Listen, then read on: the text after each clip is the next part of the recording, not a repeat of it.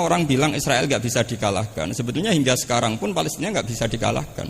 Hebatnya apa Israel? Nyatanya tidak bisa menghilangkan Palestina. Paling di Google dihapus gitu saja.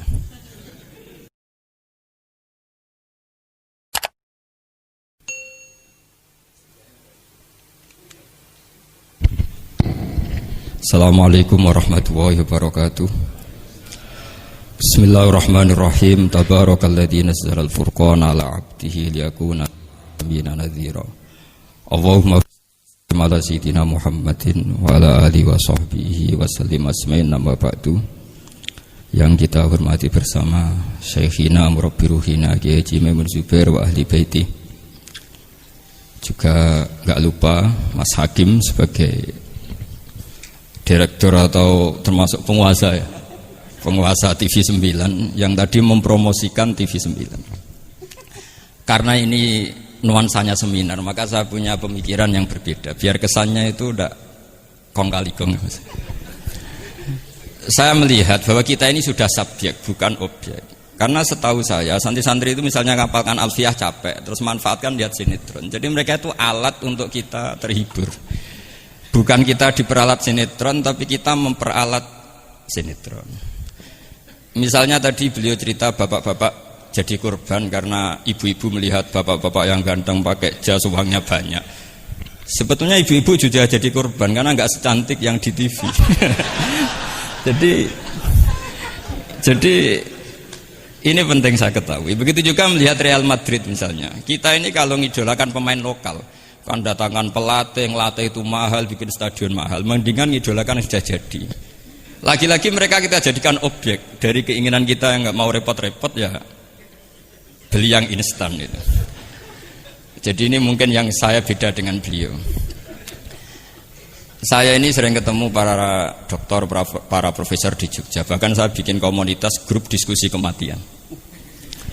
Itu profesor-profesor yang mau mati itu sering diskusi sama saya. Kenapa ini penting? Karena mereka bilang gini, Pak Bahak, dunia ini pasti kita tinggalkan saja, perumusnya banyak. Masa kematian yang kita songsong nggak ada perumusnya gitu. Makanya kita bikin tim perumus kematian. Terus saya bilang, ini bedanya profesor sama intelektual. Kalau intelektual itu diskusikan yang profan, dunia itu profan, nanti habis.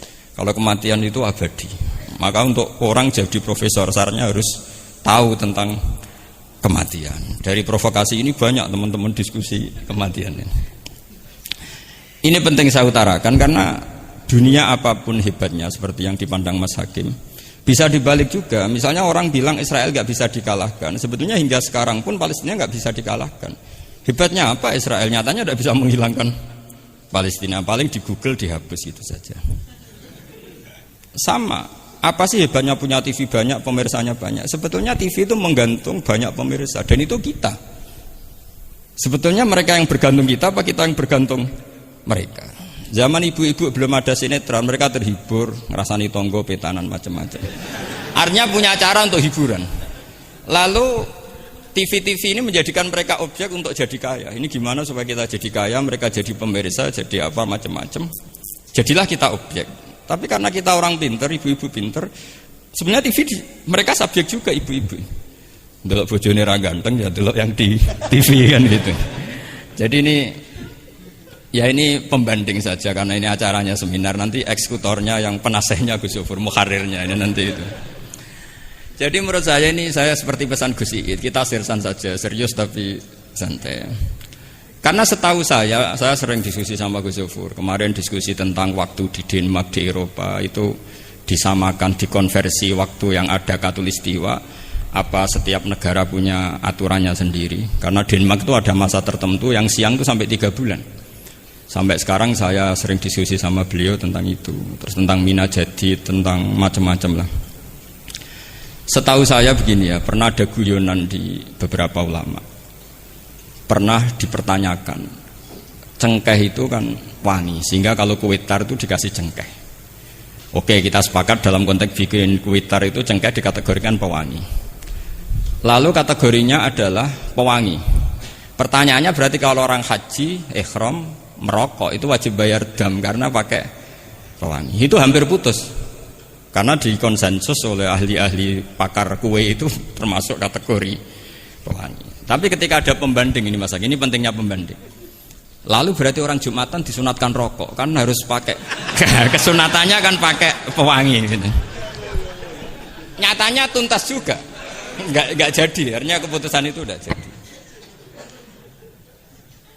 Jadi kalau saya ditanya Gus Barok, cara ngelawan apa hegemoni Barat atau derasnya media massa, ya sudah kalau nggak punya kan nggak keserang.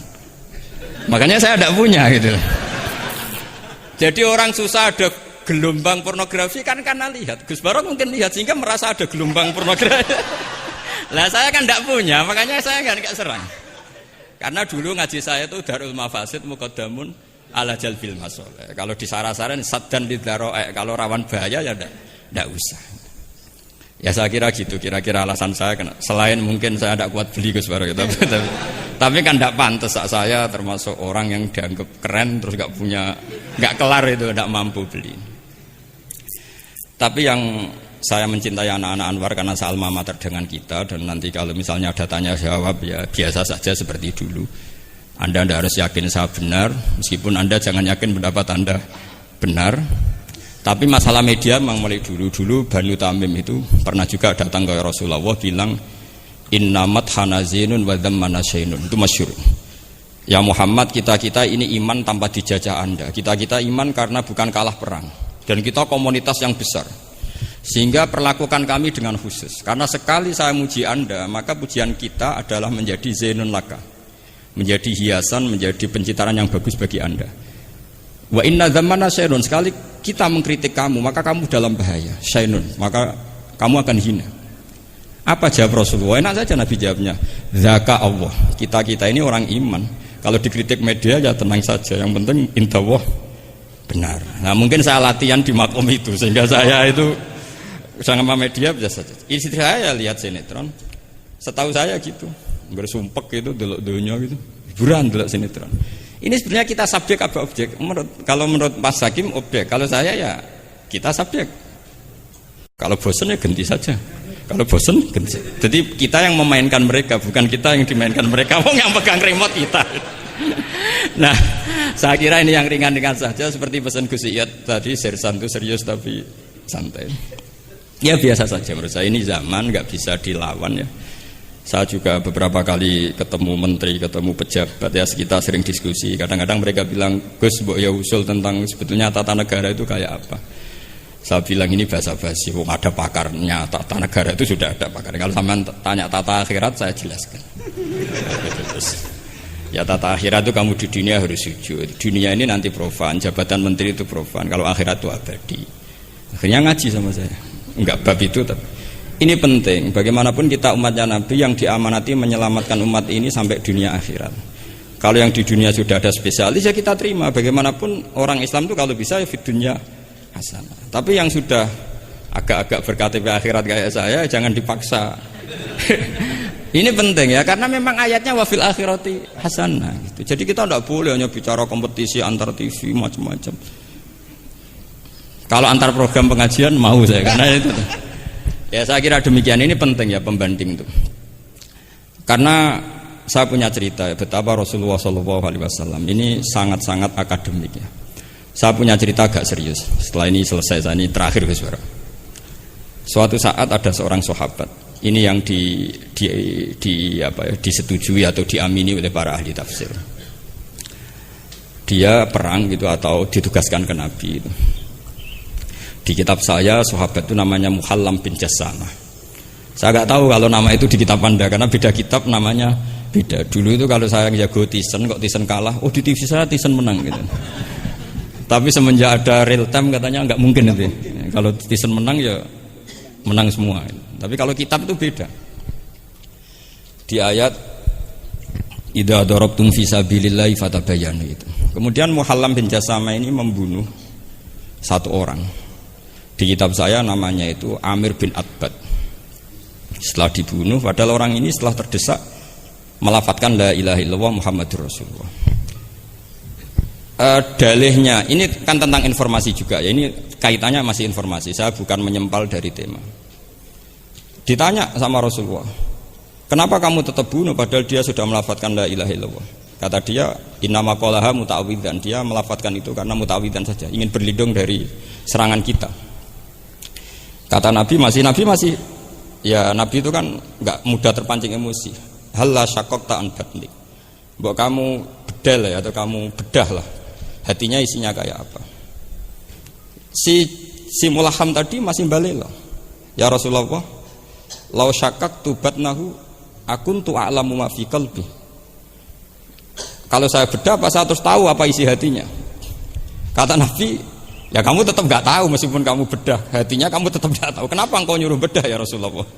Wong akhirnya saya tetap nggak tahu. Unik jawabannya Nabi itu. Makanya kamu itu sembrono sekali, ngawur sekali kamu. Fala anta ta'lamu ma fi qalbi wala anta taqbalu ma takallama bi.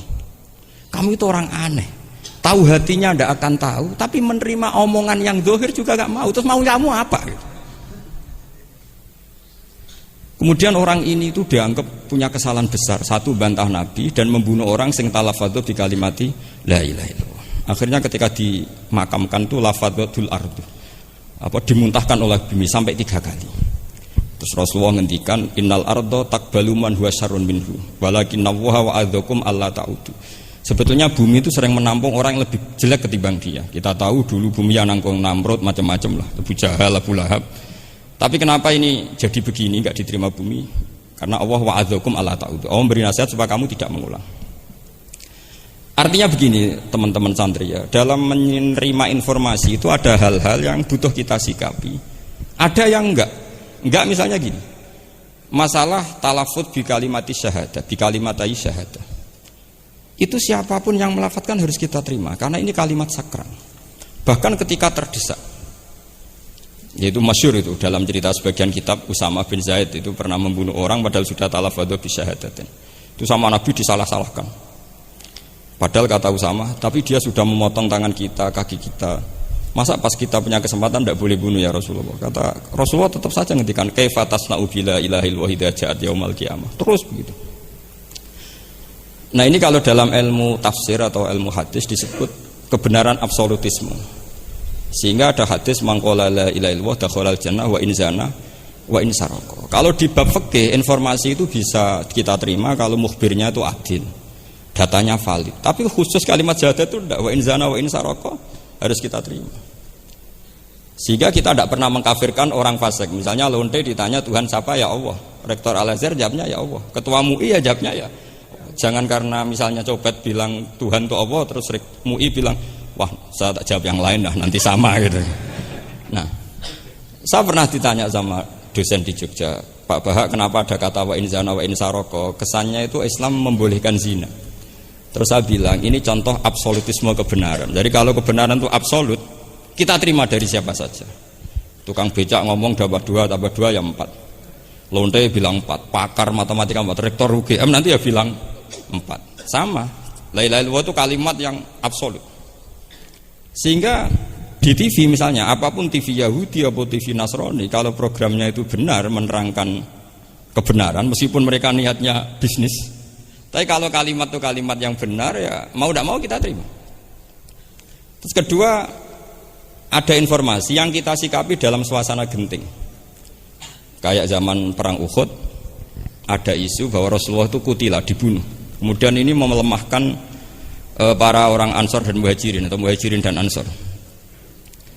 Terus kata Rasulullah, Umar, ajibu, kamu harus menjawab bahwa saya masih. Akhirnya Umar berteriak keras bahwa Rasulullah itu masih hidup. Ini contoh-contoh informasi yang secepatnya harus dijawab. Terus ketiga, informasi yang nggak penting dijawab karena memang sudah hoax, sudah sampah. Misalnya gini, orang melihat di TV infotainment itu nggak pernah yakin kok benar apa enggak. Ibu-ibu itu butuh hiburan, melupakan suaminya, utangnya, macam-macamnya. Makanya saya bilang, ibu-ibu ini subjek, bukan objek. Jadi ini yang saya beda dengan Mas Hakim. Tentu saya punya sisi kesalahan karena saya juga nggak perlu akurat, karena ini tidak bidang saya. Tapi cukup jadi pembanding karena ini menyangkut harga diri Mas Hakim. Kesannya kalau kita objek kan kita ini kayak orang bodoh yang diatur-atur gitu. Tapi kalau subjek kan keren gitu, karena Ya saya kira demikian. Assalamualaikum warahmatullahi wabarakatuh.